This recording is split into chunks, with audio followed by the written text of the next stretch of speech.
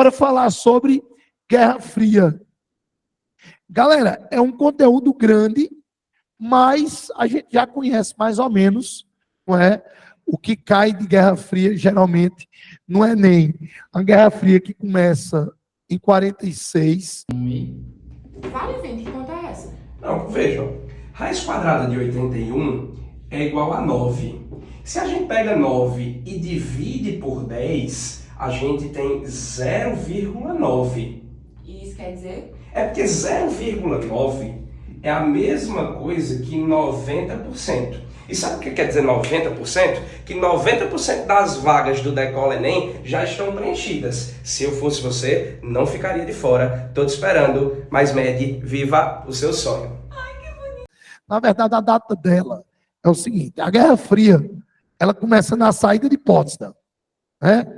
Para muitos, como a gente diz aquela piada, para bom entendedor, meia palavra basta, a saída antecipada do Truman da reunião do Tratado de Versalhes, praticamente naquele momento o mundo estava sendo dividido. Mas a gente vai falar em cooficialidade já já. A Guerra Fria ela dura de 46 até 91, 92, né? Essa data eu vou explicar porque ela pode mudar de uma para outra. E ela dura meio século, né, pessoal? Então, não é uma coisa que a gente trabalha em uma aula. Mas o Enem já deixou muito claro quais são os pontos que se costuma trabalhar quando a gente fala de Guerra Fria. Todo mundo aqui já decorou, o pessoal de casa também, não é? Já deve ter escutado que Guerra Fria é uma guerra ideológica, né? É uma guerra sem batalhas, é uma guerra sem confrontos diretos. Pessoal, isso é passado, né? Isso é conversa para a gente explicar a menino de 6 anos de idade. Mas, na verdade, a gente sabe que tem muitos escritores contemporâneos que costumam dizer que a Guerra Fria foi a Terceira Guerra Mundial, né? A gente realmente não teve uma guerra bélica entre dois países, mas de maneira indireta e com muito derramamento de sangue, a gente teve sim conflitos históricos entre Estados Unidos e União Soviética. Não é? Tem duas frases que marcam muito esse momento histórico. Tem uma frase de Einstein e uma frase de Raymond Aron, sociólogo francês. Né? A de Stalin, desculpa, a de Einstein,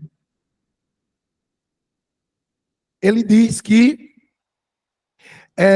ele viu as armas, ele soube quais foram as armas da Primeira Guerra, ele viu as armas da Segunda, ele não saberia dizer quais seriam as armas da Terceira, mas ele disse que a quarta seria de paus e pedras.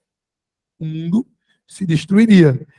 Nikita Khrushchev, que é o ministro, o presidente soviético que sucede o Stalin, chegou a dizer que uma guerra Estados Unidos e União Soviética não valeriam muito porque misturariam as cinzas comunistas e capitalistas. E o próprio Raymond Aron chegou a dizer que era uma guerra improvável e uma paz impossível. Né? Então vamos lá falar um pouquinho sobre ela. Como a gente sabe, a gente tinha, de um lado, a gente tinha os Estados Unidos da América, não é? Versus a União Soviética. Nós tínhamos, de um lado, o comunismo soviético, do outro lado, nós tínhamos o capitalismo americano. Essas seriam as duas grandes doutrinas, não é? E qual seria o projeto audacioso da Guerra Fria? O terceiro mundo, pessoal. Não é? Quem era o terceiro mundo?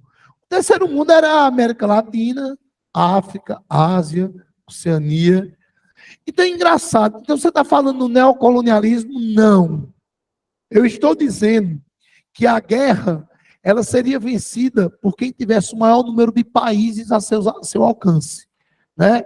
O maior número de países sob sua influência. Quem já jogou aquele joguinho O, sabe o que eu estou dizendo, né? Você tem um objetivo ali e o objetivo sempre é territorial. Muitos você não consegue nem botar exército lá dentro, mas consegue ocupar. Essa é a ideia. Existiriam cantos que você precisaria usar a força militar e existiriam cantos que você apenas precisaria usar uma logística política. Mas o coerente era que quem tivesse mais países venceria esse confronto. Uma guerra meio que geopolítica, né? Ou seja, é interessante lembrar que o terceiro mundo é onde a gente tem mercado consumidor, matéria-prima e mão de obra barata. E lembrem-se, para quem estudou um pouquinho do Karl Marx, que é o principal crítico do capitalismo, você sabe que a riqueza do capitalismo está na exploração da mão de obra, principalmente. Então, aí viria o grande pontapé. Quem tivesse mais países subsidiários a seu poder venceria estrategicamente a guerra. Os Estados Unidos, eles vão agir de maneira muito, a União Soviética de maneira muito rápida, não é? Mas onde é que se começa o conflito? O conflito, ele começa originariamente em 47.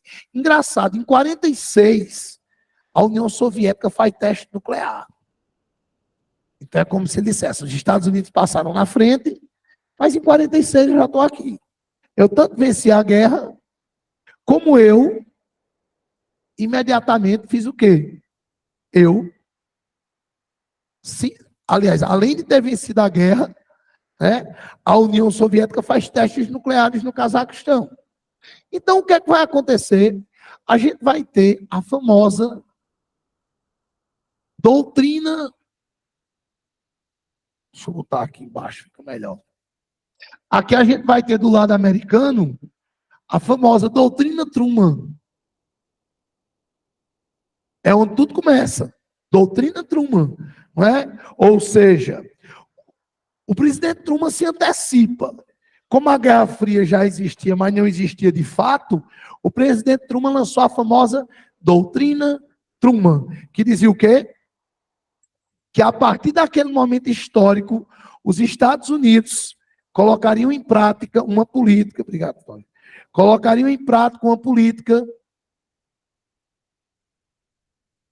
em que qualquer país que se sentisse ameaçado pelo comunismo recorresse aos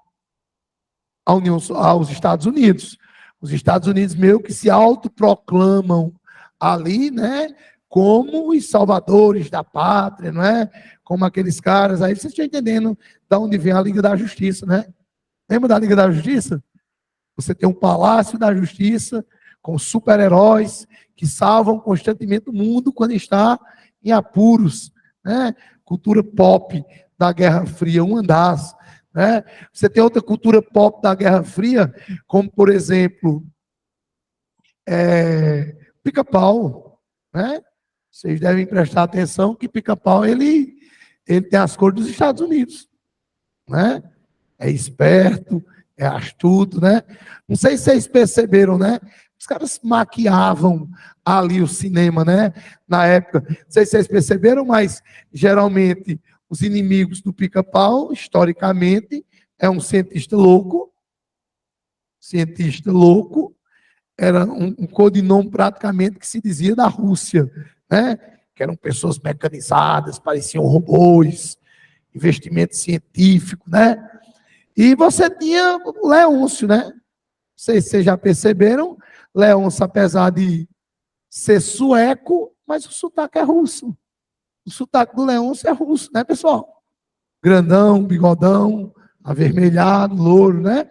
Inimigo do Pica-Pau. Então, assim, a cultura pop viveu muito isso, né? Não sei se vocês assistiram, tem um filme, era muito pop na minha época, né? Era um filme muito assistido, que era Rock 4, né? Que mostrava o Rock Balboa lutando contra o Dragon, né? A figura do Dolph Lundgren. E o filme exaltava o quê? Que Dolph Lundgren era um robô, né? Fisicamente ele era uma máquina, né? Tomava anabolizantes, né? Inclusive o filme instigava que os atletas soviéticos eram todos atletas de laboratório. E o Rock Balboa é aquele cara que apanha o filme todinho, né?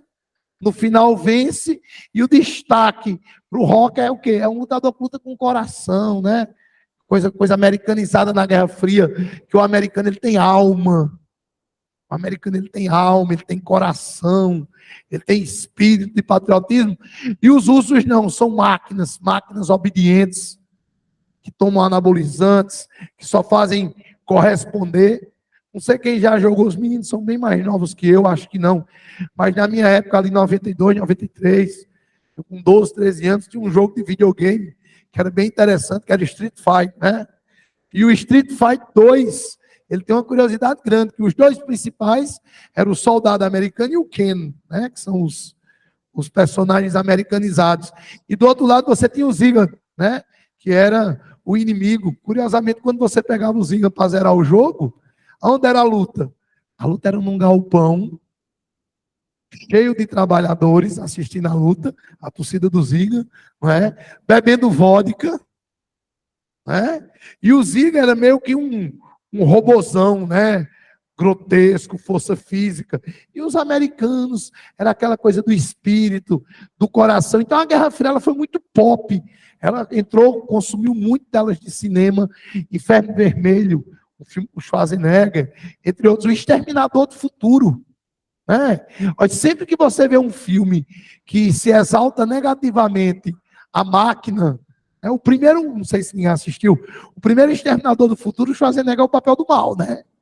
Ele é um robô, né? Então, essa coisa da mecanização russa. E o Truman deu o ponto de partida oficial.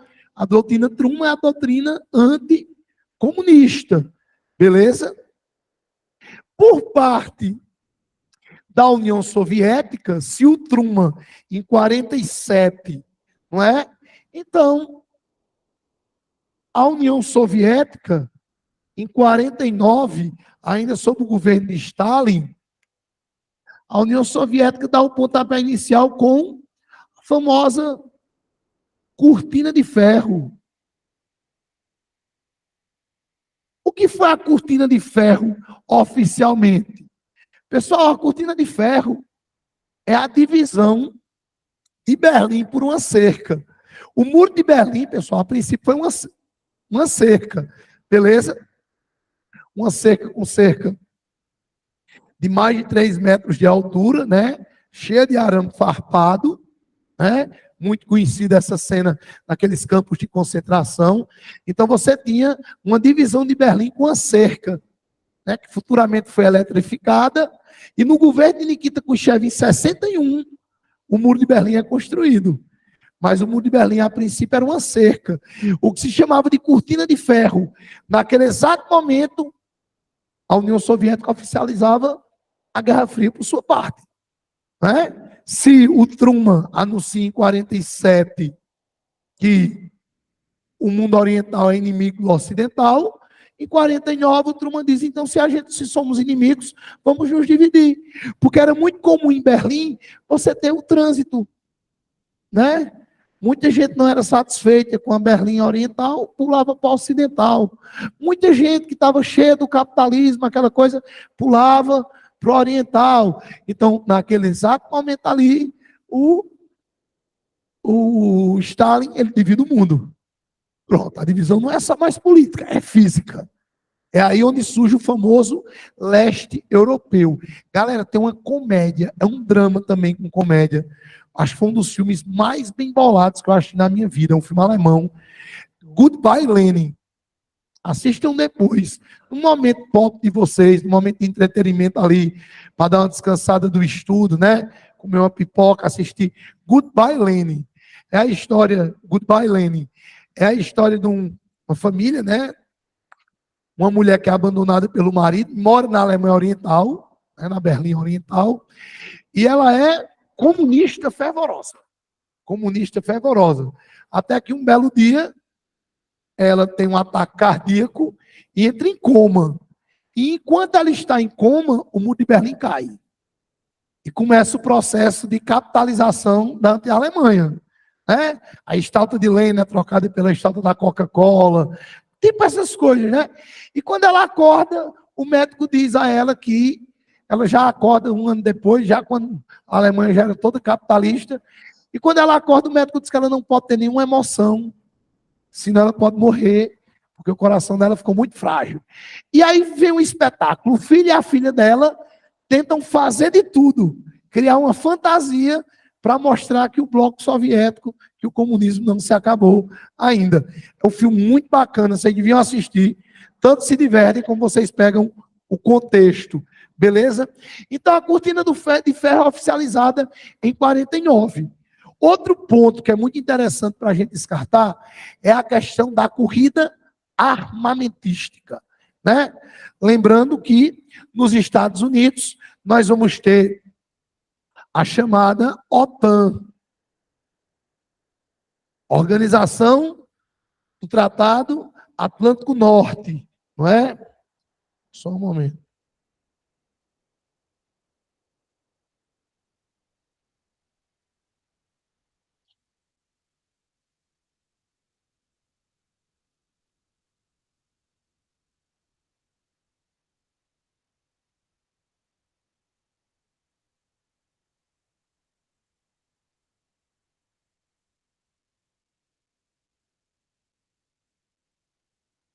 Ótimo, Emily. Obrigado, viu? Vou dar uma olhada aqui, viu? Não tenho boca e preciso gritar. Alan Helson. Ótimo, vou olhar mesmo. Interessante aí, viu? Vou passar para os alunos aqui depois. Hoje eu já estou me escalando, né? Pode mandar para mim, viu? Pro meu zap. Quero ver na hora. Ó, então vem a OTAN, Organização do Tratado Atlântico Norte, que é o quê? A OTAN, pessoal, é uma parceria militar. Como a Guerra Fria é fato, os Estados Unidos decidem militarizar os aliados, né? Então, países como Inglaterra, França, Itália, Holanda, começam a serem praticamente patrocinadas armamentisticamente pelos Estados Unidos, já pensando numa logística de conflito. Mas a União Soviética também não fica por fora. Ó. Vamos ter o Pacto de Varsóvia, né? Em Varsóvia, na Polônia, que é um pacto de ajuda militar, né? Ou seja, a União Soviética vai militarizar a América Latina. Deixa eu dar só uma dica a vocês não esquecerem, certo? Quando eu explicar aqui. Os Estados Unidos vão lançar um plano Marshall,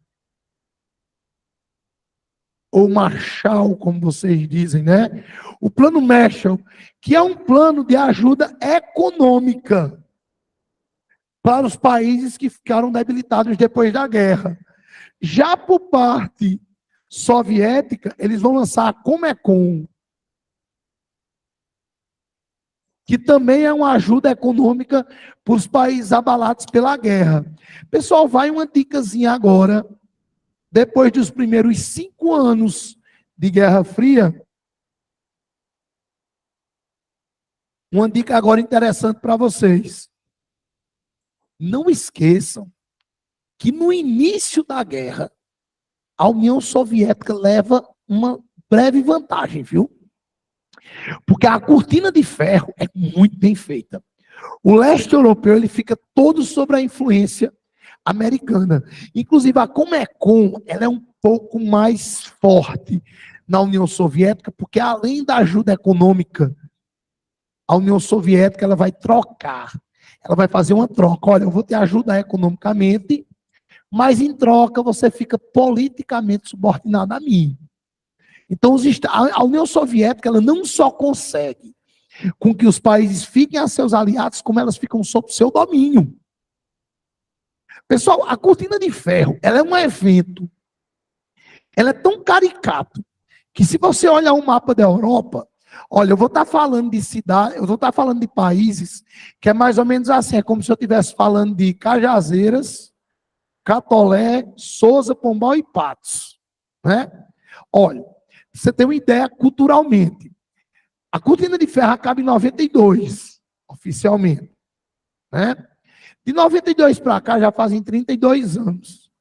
Então fazem 32 anos que a cortina de ferro caiu. Presta atenção nisso. A gente vive no Brasil. Nós temos há cerca de, posso dizer que há 15 anos a gente popularizou a internet. Boa parte da nossa população tem acesso de alguma forma à internet. Se eu fechar meus olhos aqui e eu fizer o seguinte: Itália, Portugal, Espanha, França, Inglaterra, Grécia. Eu tenho certeza que sua mente, quando escutou o nome desses países, devido às suas pesquisas, viagens na internet, filmes, literaturas, eu tenho certeza quase absoluta que sua mente lhe lembrou alguma imagem. Quando eu falo Grécia, quando eu falo Portugal, nem que seja o Cristiano Ronaldo. Quando eu falo de Espanha, lembro do Real Madrid, alguma coisa, né? Tourada. Quando eu lembro de França, a Torre Eiffel, né? Tá lá. Inglaterra, o Big Ben. Me dá uma ideia de como é as cidades. Pessoal, eu vou falar agora o nome de países que estão nessa dimensão. Patos, Cajazeiras, Pombal. Olha só, como é curioso a questão da guerra da cortina de ferro, o maquiavelismo. Ó, Romênia, Tchecoslováquia, República Tcheca, Eslováquia, Polônia, Bulgária, Hungria, Iugoslávia. Pessoal, dá um branco na mente da gente. Não dá. E eu estava falando de países que estão de lado dos que eu acabei de comentar, que vocês lembraram. Mas olha como o bloqueio cultural foi forte. Até hoje, quando a gente fala nesse país, a gente dá um branco, né? Eu falo a palavra, olha, Varsóvia, né? Aí eu falo Bucareste, Budapeste, Sérvia, Croácia, a gente fica perdido.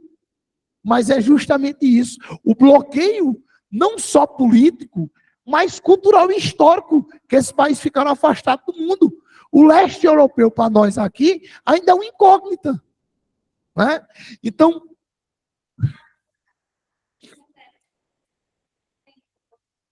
justamente, uma coisa sem paisagismo, né? Sem cor, sem vida. Né? A ideia disso, a ideia que é uma região morta na Europa. Praticamente, a ideia que se translada da questão do leste europeu. Então, nós vamos começar uma corrida tecnológica na década de 50. É interessante a gente frisar isso. Já eu vou para os conflitos, que foi muito importante, um dos marcos mais tradicionais e comentados, não só a corrida territorial, mas a corrida espacial. Né? Ali no final da década de 50, se acreditava que talvez um dos caminhos para vencer a Guerra Fria era a corrida espacial. Chegou a se ter uma ideia de quem dominasse o espaço, dominaria mais tecnologia. E isso não é mentira, pessoal. Isso não é mentira. Pessoal, deixa eu fazer uma pergunta a vocês. Se nós, com um celular desse, de R$ 1.500, com a internet de R$ 15 por mês, aí a gente vai, baixa um programa aqui e a gente praticamente consegue ver a casa da gente, né? Via satélite. Imagina o poder que essas grandes nações têm. Imagina o poder de controle que elas não têm com os satélites. A corrida espacial, o mundo ficou olhando como uma beleza. Na verdade, eles estavam nos aprisionando, né? Hoje, os satélites são referências. Pessoal, tem uma curiosidade. Os Estados Unidos mandou um primeiro projeto para o espaço. Aí a União Soviética se antecipa, ali em 58, e manda Laika, uma cachorra, né? Um pastor alemão. Ela manda ela para o espaço, coitada, a cachorra morreu, mas virou estátua lá, né, na Rússia. É bem adorado, inclusive o nome Laika, né? Se você for usar esse nome para um filho, você tem que fazer uma justificativa muito interessante para ser aprovado nos cartórios russos, né? Que era o nome da cachorra, a Laika. Aí os Estados Unidos mandaram um macaco para o espaço. Aí em 61, a União Soviética mandou Yuri Gagarin, o Gagarin, né? Yuri Gagarin, que foi o primeiro homem a ir para o espaço, né? E os Estados Unidos, em 69, eles conseguem fazer, talvez, o maior cartão postal da Guerra Fria, que é Armstrong, astronauta norte-americano, chegando à Lua. E qual é a cena mais marcante? A bandeira dos Estados Unidos.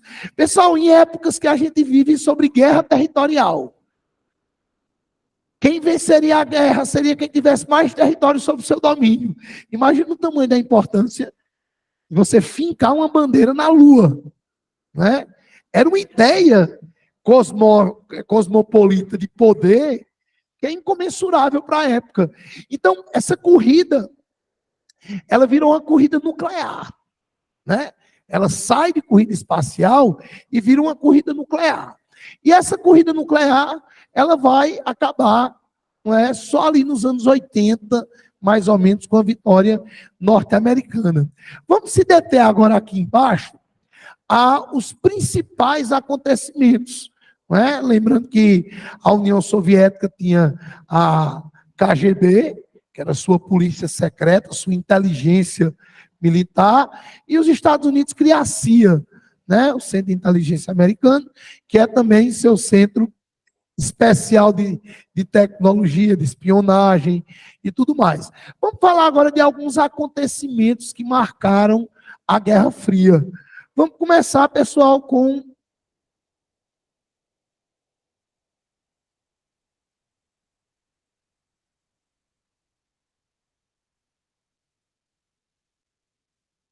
certo?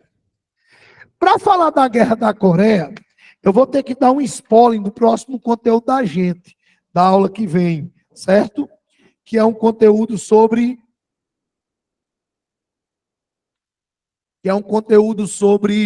descolonização. Pessoal, para a gente entender, eu vou falar rapidinho, em 2 minutinhos, para não ficar muito grande, para a gente não se abalar para a aula que vem. O spoiler não ser grande. Pessoal, vocês sabem que a Primeira Guerra Mundial aconteceu por um processo de imperialismo. Uma briga colonial, o neocolonialismo, né? Uma briga pelas colônias asiáticas, africanas e australianas, a Oceania, acabou promovendo o que nós chamamos de Primeira Guerra Mundial.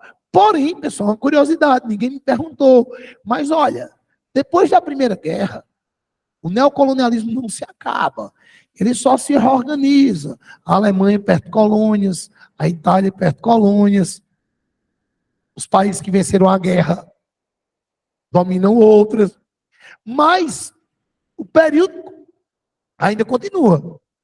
Mas na Segunda Guerra, quando a Segunda Guerra acaba, fica insustentável. Então a gente vai ter um processo de descolonização. A gente vai ter um processo de descolonização. Os motivos são claros. Primeiro, colonizar uma outra nação requer estratégia econômica. Os países estão quebrados. 2, a opinião pública não aceitava mais. Por quê? Porque eles sentiram na pele que era ser dominados durante a Segunda Guerra, com Hitler. E não fazia sentido você lutar contra a dominação e você continuar dominando. A opinião pública não queria mais o neocolonialismo. E, por fim, a ONU. A gente vai ter uma aula especial para falar da ONU. A criação da Organização das Nações Unidas também bate de frente com o neocolonialismo, porque ela fala em soberania das nações. Como é que as nações vão ser soberanas e são dominadas? Então, a gente vai começar um processo de descolonização, libertação. As primeiras colônias a se libertar, no finalzinho da guerra, quem foi que levou a pior? O Japão. Não lembra?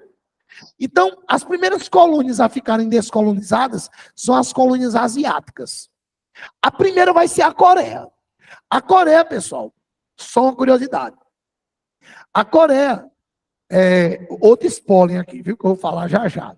Lembrando que ali, depois da Primeira Guerra, a gente vai ter, vou dar um pulinho aqui rapidinho. A gente vai ter a Revolução Chinesa, né? Camponeses e trabalhadores, liderados por Mao Tse-tung, vão promover uma revolução.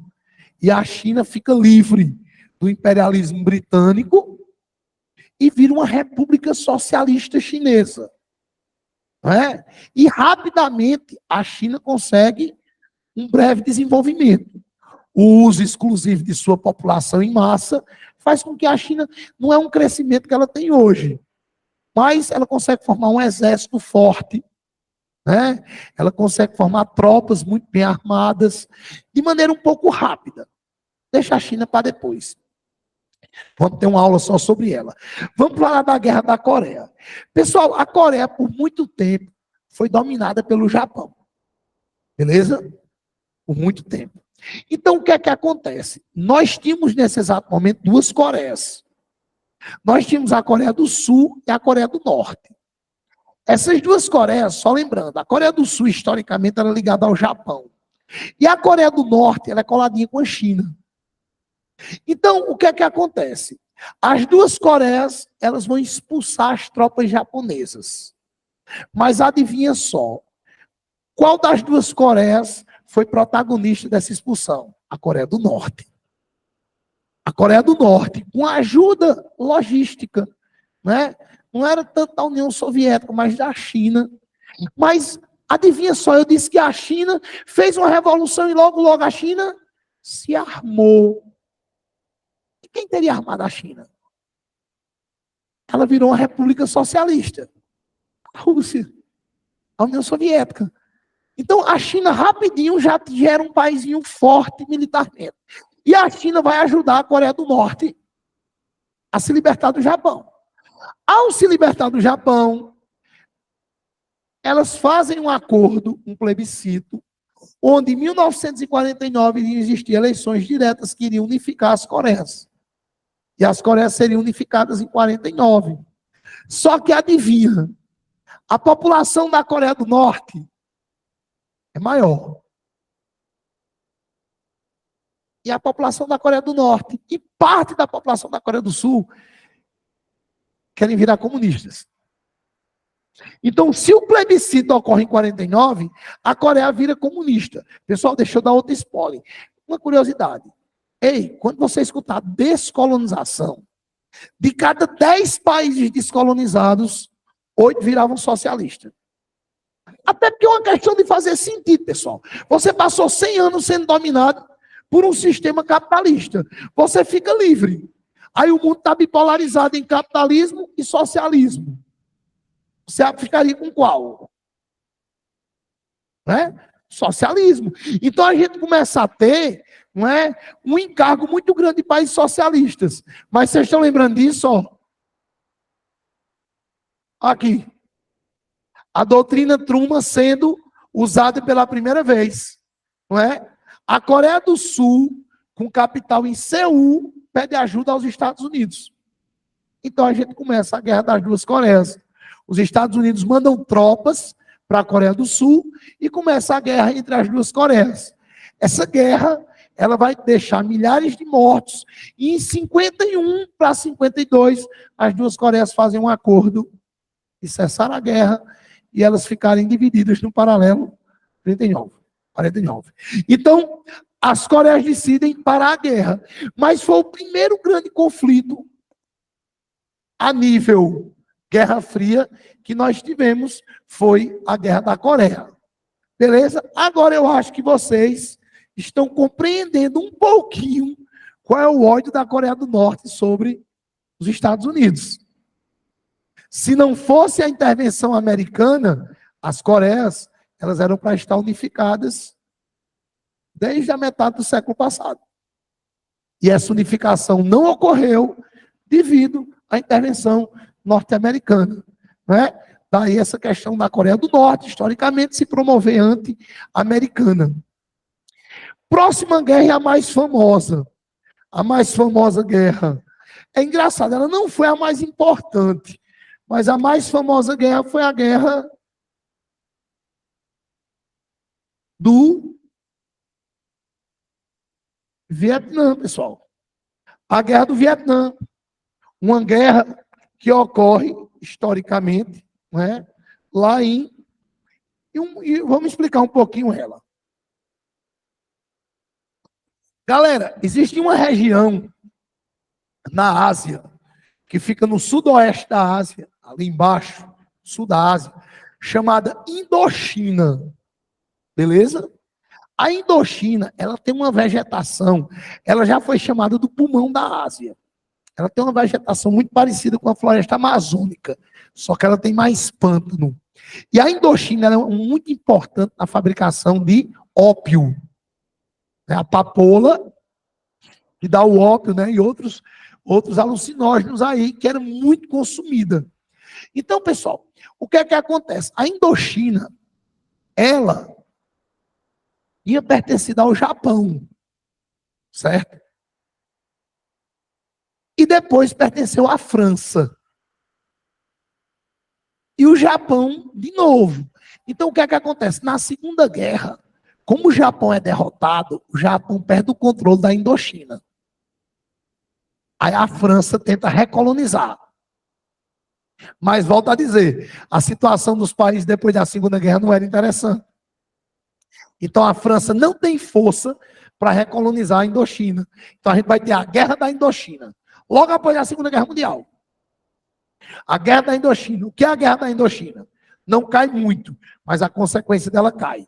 A Guerra da Indochina, pessoal, é uma guerra entre Indochina e França. A França tentando recolonizar.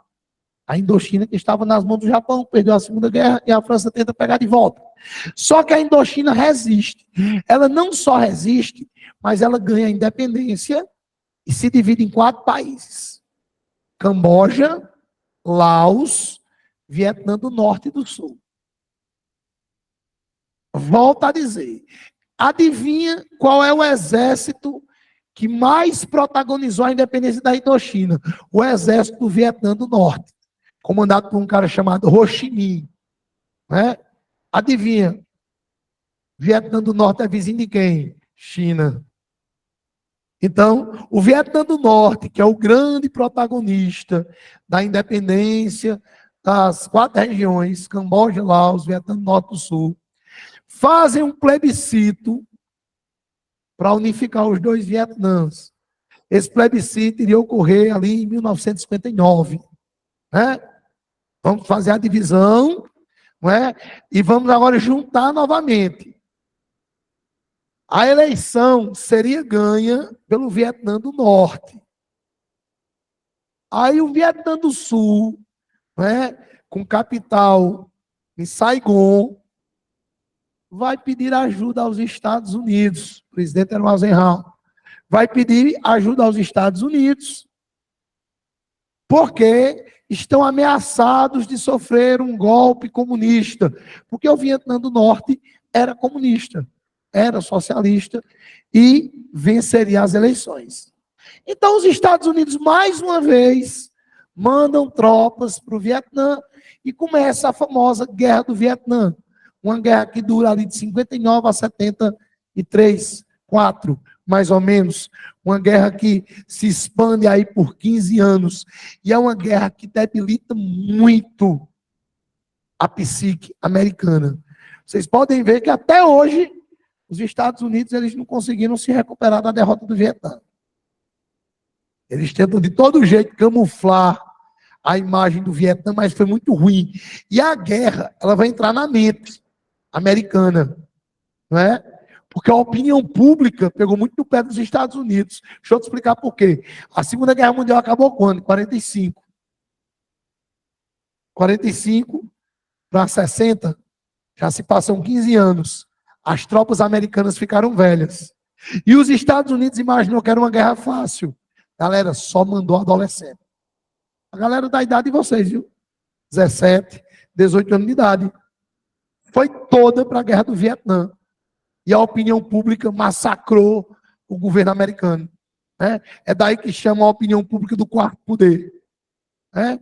Porque a opinião pública ela tem uma força muito grande de pressionar os Estados Unidos, que era justamente a propaganda era tragam os meninos para casa. Né? O movimento hippie vem por causa da guerra do Vietnã. Paz e amor, né? Faça amor, não faça guerra. O mundo capitalista nos leva a isso. O movimento hippie é um movimento anticapitalista. Né? Então, a guerra do Vietnã explode e ela foi muito problemática. Não é? Ela foi muito problemática porque, principalmente, pessoal, a guerra do Vietnã, ela, além de ferir os Estados Unidos na opinião pública, a derrota foi humilhante. Perderam uma guerra por uma ruma de camponês. E eles enfrentavam duas tropas. Eles enfrentavam os Vietcongues, que eram os soldados do Vietnã do Norte, e eles enfrentavam os vietnamitas, que eram os guerrilheiros das selvas do Vietnã do Sul, que era contra os Estados Unidos. Então eles enfrentavam exércitos oficiais e uma guerrilha no pântano, mais ou menos parecido com o que é as Farc hoje. E isso promovia aos Estados Unidos uma derrota humilhante. Milhões foram os investimentos e os Estados Unidos saem derrotados da guerra. Eu indico 2 filmes para vocês. Mais um aí para botar. 2 dramas, um mais pesado, uma psicose grande, mas é o maior filme de guerra de todos os tempos. Platoon. Platoon, você bota 2 O e um N. Platoon é o grande. Inclusive, Platoon é o filme que mostra a guerra do Vietnã, que só foi moleque, não foi para a guerra. É o filme onde estoura Charlie Sheen, de 2 Homens e Meio. É o primeiro filme dele. Emílio Esteves, eu acho que, se eu não me engano, Champagne, foi marido de Madonna. É o primeiro filme deles, bem novinho ali, com 17, 18 anos. Um filme massa, um bocado de jovem que pira dentro em pleno exército. Não é? E outro filme de drama, que é o filme que revela Tom Cruise, não é? O cinema, é Nascido em 4 de Julho. Filmaço também. Nascido em 4 de Julho. É o drama de um jovem, né, bonito, novo, que vai ter que ir obrigado a ir para a guerra, vai ter que ir para a guerra do Vietnã.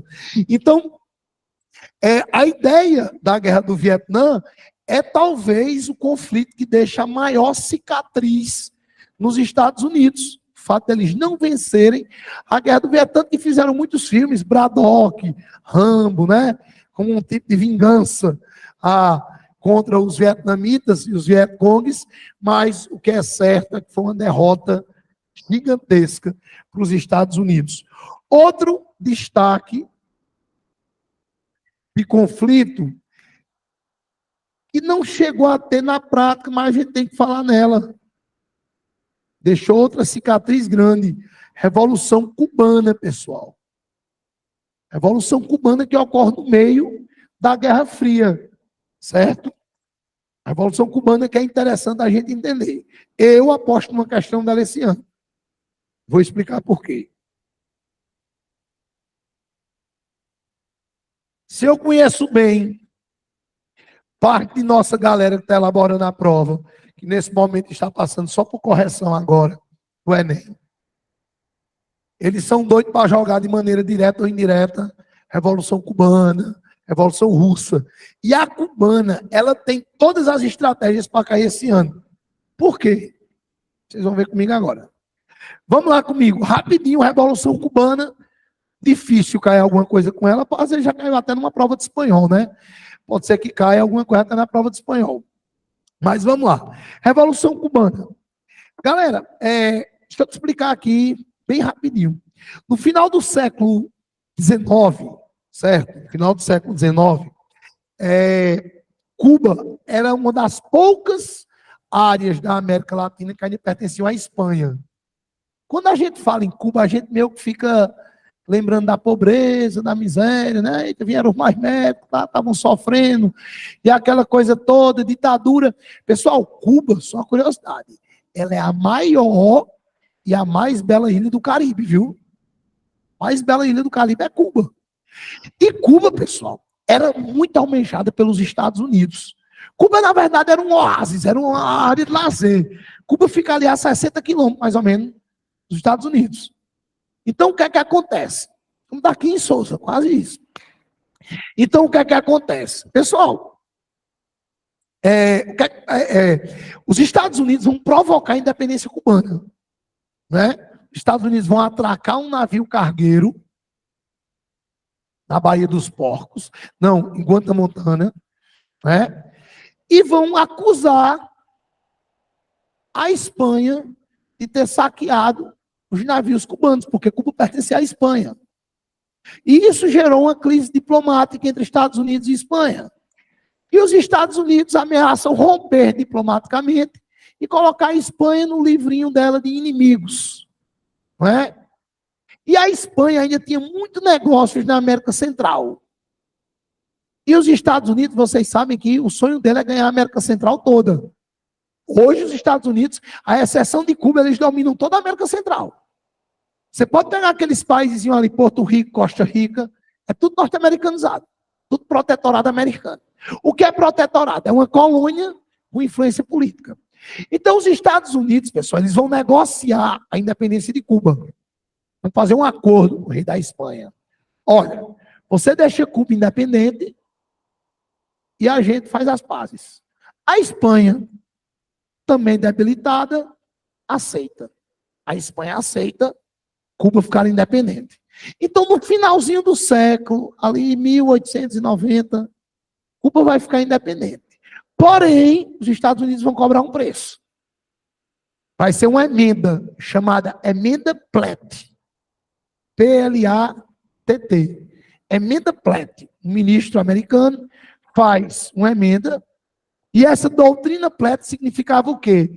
Que a partir daquele momento Cuba era independente, mas viveria sob influência política americana. Os Estados Unidos não colonizavam, mas os Estados Unidos comandavam politicamente. No decorrer do tempo, os Estados Unidos transformaram Cuba numa área de lazer americana. Cassinos, boates, hotéis, bancos. Quando eu digo bancos, estou dizendo paraísos fiscais, não é? Algumas indústrias. Então, meio que Cuba vira um refúgio americano. E, em detrimento de Cuba ser explorada pelos Estados Unidos, como era a população? A população cubana, pessoal, era uma população quase que 80% de negros, não é? Desses 100% de habitantes cubanos, mais de 90% eram analfabetos. E eles viviam da colheita do fumo, não é?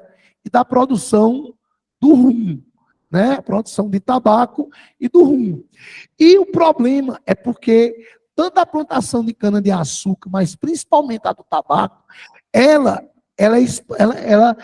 tem uma data. É como se Cuba vivesse o seguinte: ela vivia 4 meses de colheita, 4 meses de produção e 4 meses de extrema pobreza. Então a população de Cuba era muito pobre, muito explorada. Então em 1922, 23, os camponeses cubanos tentaram fazer uma rebelião.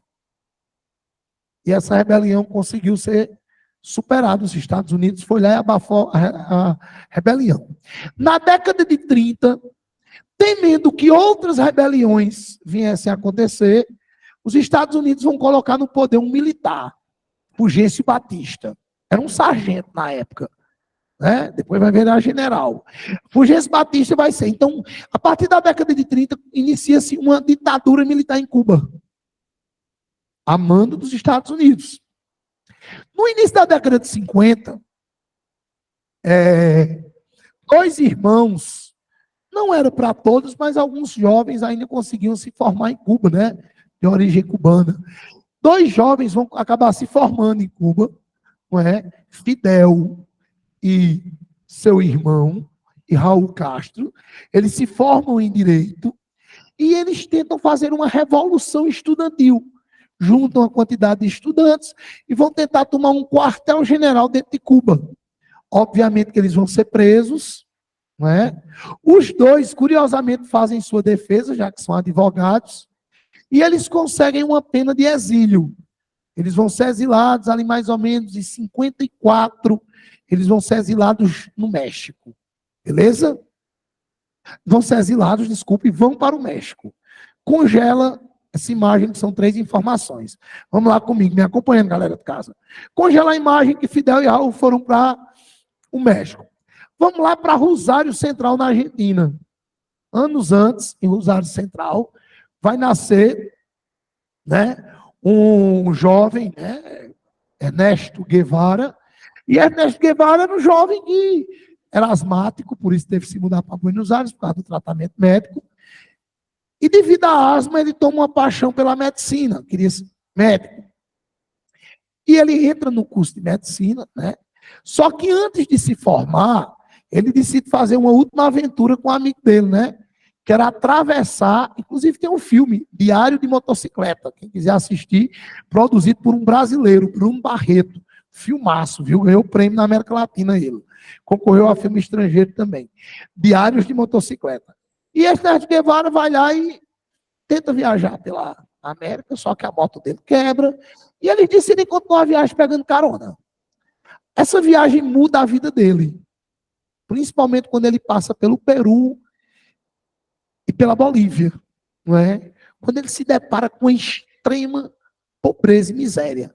E ele vivendo naquelas paisagens, aquela cordilheira, e ele fica angustiado com aquela coisa, como é que países são tão ricos, com pessoas tão miseráveis, né?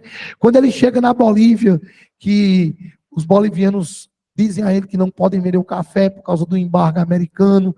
O resultado é que quando Ernesto volta para casa, ele meio que não tem mais a intenção de continuar no ramo da medicina. Ele quer virar um ativista social anti-Estados Unidos. O pai dele já era engajado na política, no jornalismo, e ele tenta, não vai dar muito certo, ele vai estudar economia, até que ele decide, né, sem avisar os pais, ir para o México. O que é que existia no México? Em comum que Fidel foi para lá e Che foi para lá. Deixa eu te explicar. No México, é onde a gente tem o maior movimento revolucionário do mundo. Em termos de tempo e quantidade. É o famoso movimento zapatista.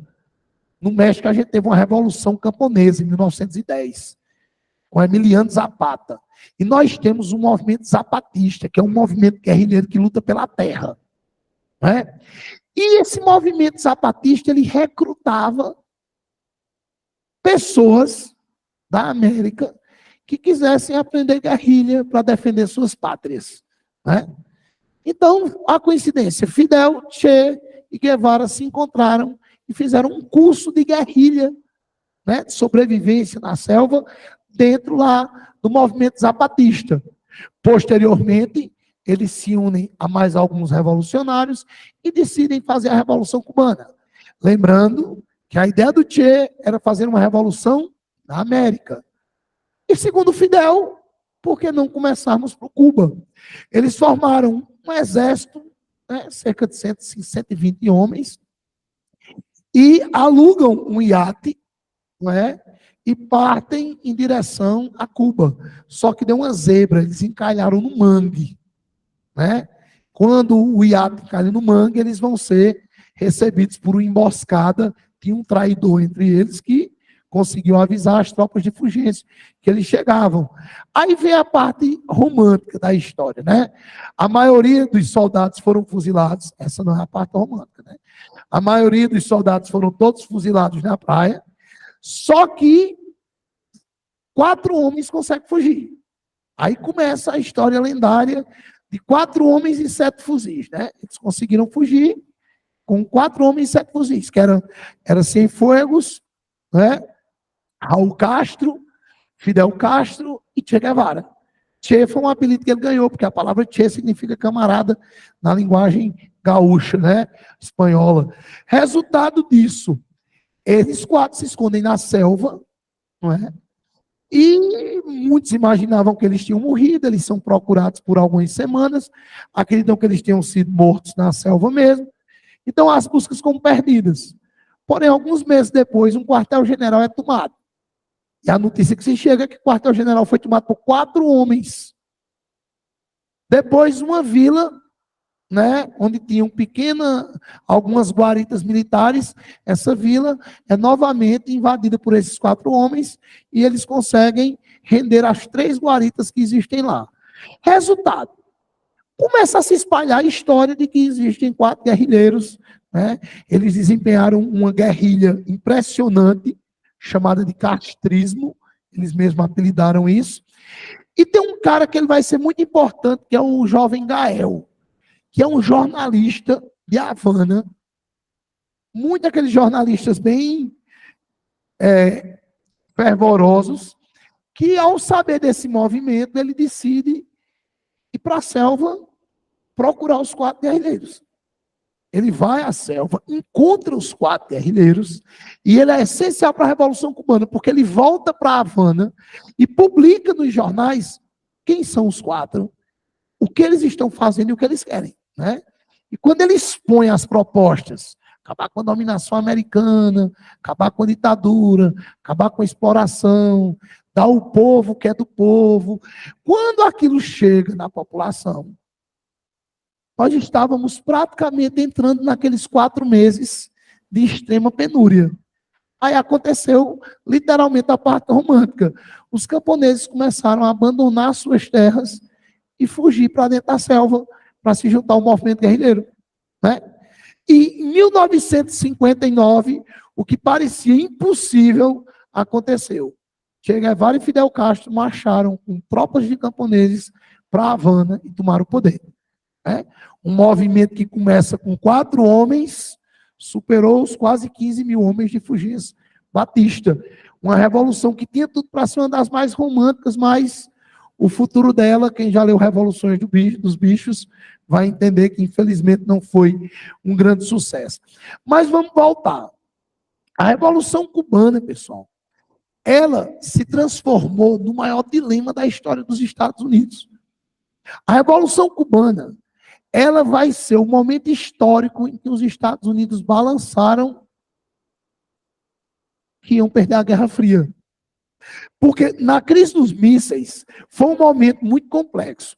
Pessoal, as tropas de Fulgêncio que escaparam vão ser treinadas pela CIA para voltar a Cuba. Pessoal, em nenhum momento Fidel e Che se pronunciaram socialistas ou comunistas, viu? Eles tomaram o poder, fizeram reforma agrária, não é? Ganharam prêmio de Homem do Ano, na revista Time. Né? Che, o revolucionário da economia, que ele era ministro da economia cubana. Só que o que é que acontece? Quando eles começam a estatizar as empresas americanas, quando eles começam a retirar o capital americano de Cuba, aí foi quando...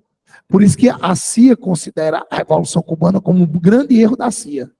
A CIA não despertou dos interesses de Fidel e de Che. E o que é que acontece? Quando eles expulsam o capital dos Estados Unidos, os Estados Unidos se preparam para invadir Cuba e acabar com a Revolução. Os Estados Unidos vão treinar as tropas de Fulgêncio e tentam invadir Cuba em 1961, na Baía dos Porcos. Né? Eles vão invadir a Baía dos Porcos, e ao invadir a Baía dos Porcos, o feitiço virou contra o feiticeiro. Um traidor nas tropas de Fulgêncio deletou onde eles iam desembarcar. E Fidel, Che e outros estavam esperando eles na praia. Né? Alguns morreram, outros foram presos e foram para o tribunal de guerra. E naquele momento, aí vocês vão precisar usar um pouquinho de nada, a simpatia dos neurônios de vocês. Ô pessoal, você está em pleno uma Guerra Fria. Você é uma ilha que fica a 60 quilômetros dos Estados Unidos. Os Estados Unidos têm poder de acabar em você igual a Thanos, né? Poder americano para lhe dizimar. A minha pergunta é essa. Só uma salvação para Cuba sobreviver. Aderir ao comunismo. Ainda na praia, Fidel disse que aderia naquele exato momento ao comunismo. Interessante, ele só adere ao comunismo quando ele é invadido pelos Estados Unidos. Ele vai aderir ao comunismo. E ainda em 61 acontece o que todos temiam, não é? Cuba, a União Soviética acusa os Estados Unidos de terem instalado ogivas nucleares na Turquia e vão instalar ogivas nucleares em Cuba. É a chamada crise dos mísseis.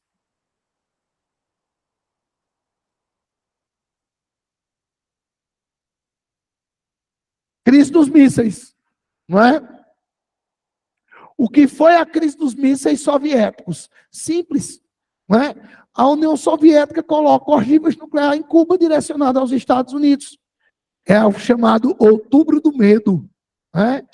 Abrigos antibombas, né? Era um fuzuê nos Estados Unidos, porque acreditavam que foi o mais próximo que a gente chegou do conflito entre Estados Unidos e Cuba.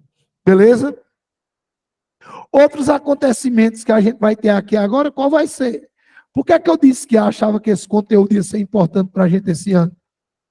Vocês sabem qual é a principal consequência da Revolução Cubana?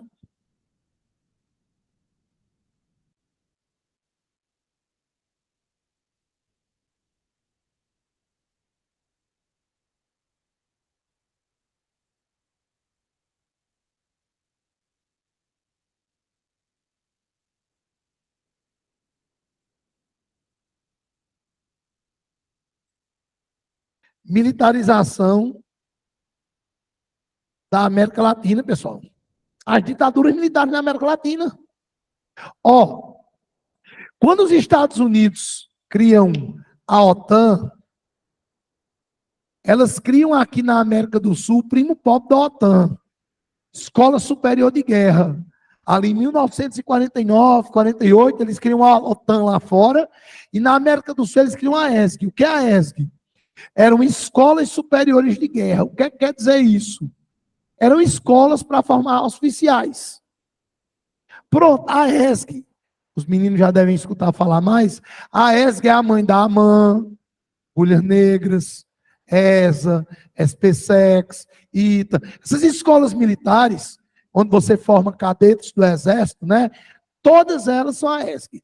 É mais ou menos, assim, uma linguagem bem bestial, é o CFO do Exército.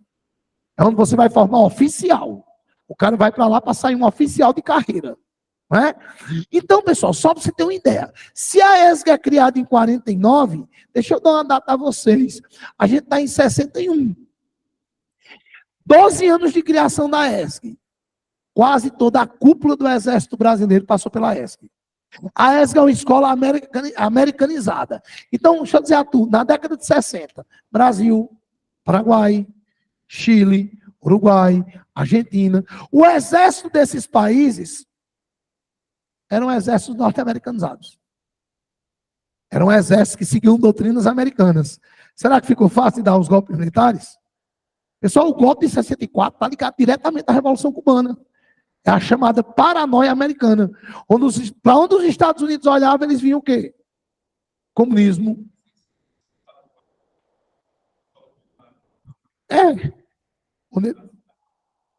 Justamente exatamente, onde ele tem um poder ainda.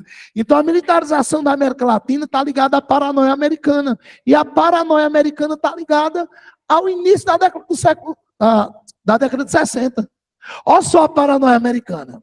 Revolução Cubana, crise dos mísseis cubanos, derrota na Guerra do Vietnã. Derrota na Guerra do Vietnã. Sim, quando eu falar de Revolução Cubana, é bom lembrar, né? O comunismo chegou na América. O maior temor da história. É tanto que tem um documentário, O Dia que Durou 21 Anos, que é um documentário coproduzido com os Estados Unidos, que o Kennedy dá uma entrevista e diz: meu amigo, você vai deixar o Brasil virar uma China? O João Goulart. Por isso que ele vem dar um golpe aqui. Então, ó, Cuba comunista, crise dos mísseis, PEA no Vietnã, imprensa pública toda contra os Estados Unidos, movimento hippie crescendo disparadamente nos Estados Unidos, ajudado pelo movimento de Woodstock. Será que está brincando na brincadeira? E o presidente americano mais popular morre com um tiro na cabeça. O presidente Kennedy. Era muita coisa para os Estados Unidos. E para onde eles olhavam, eles viam ameaça comunista. Aqui o golpe se deu por quê? Porque tinha um presidente chamado João Goulart que queria fazer reforma de base. Queria estatizar as empresas internacionais, fazer reforma de base, fazer reforma agrária. Essas tecnologias eram todas tecnologias comunistas para a época. Então, daí o golpe militar, 64. Beleza? Sim, lembrando que Jango vai condecorar Che Guevara, né, como ministro com o Cruzeiro do Sul, a maior comenda que uma pessoa pode receber em solo brasileiro. Fechado. Pessoal, faltou só um conflito que eu vou passar a semana